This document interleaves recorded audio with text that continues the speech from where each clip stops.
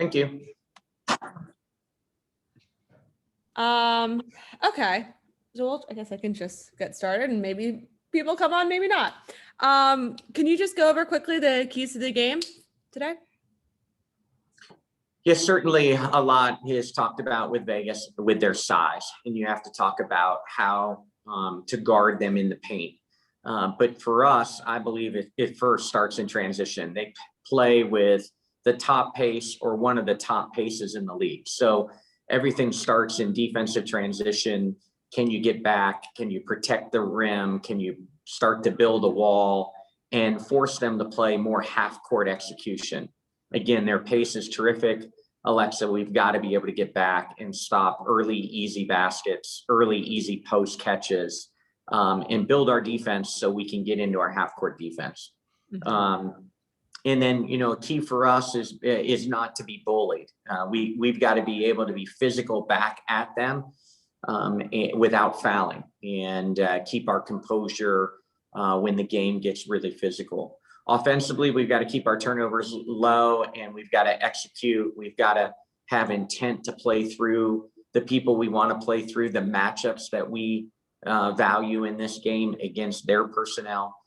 There's got to be an intent at our end, at the offensive end, for our execution to work. How different or similar is this Vegas team compared to the one that you guys played in the semifinals? Obviously, they added Cambage, they bring in Chelsea Gray, they lose Angel. Can you take lessons from that series for this matchup, or is it kind of too different with who they have on the floor?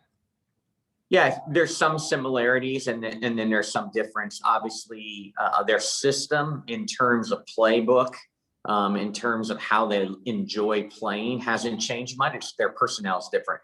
D-Rob was a 94-foot push guard. You're going to see Chelsea Gray push the ball more up with the pass.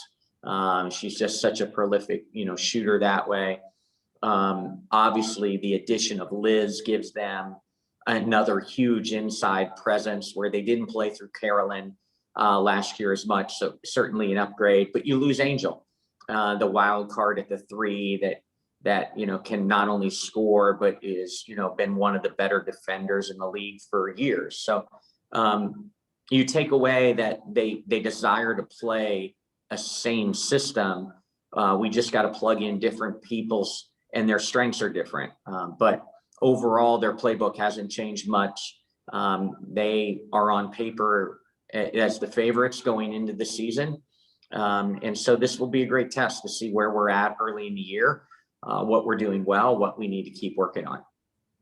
What do you like that you've seen from your bench so far? It seems like, obviously Natisha coming off the bench, but other players too are being able to come in and contribute on both ends.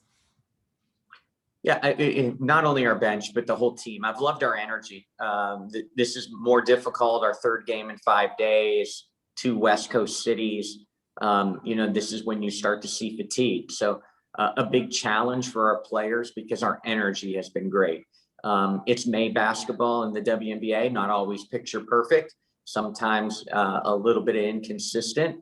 But what I've been really impressed with from not only the starters, but of course the bench, has been our energy and our effort. And, can you do that when you're a little fatigued as you have this road trip? So big challenges ahead for us to keep that energy up. And is there any extra motivation for this game, considering how last year ended? Or is it, new season, kind of looking ahead? Yeah, we haven't talked about that series at all, and it hasn't been in my mind much. New season, new pieces for both teams. Both teams have a season-long injury to a core player. We've been focusing on this year and their new personnel and our new personnel. So, really haven't given it much thought. Obviously, for me, it's a great measuring stick early in the year. Road game, third game in 5 days against the preseason perception of being the favorite.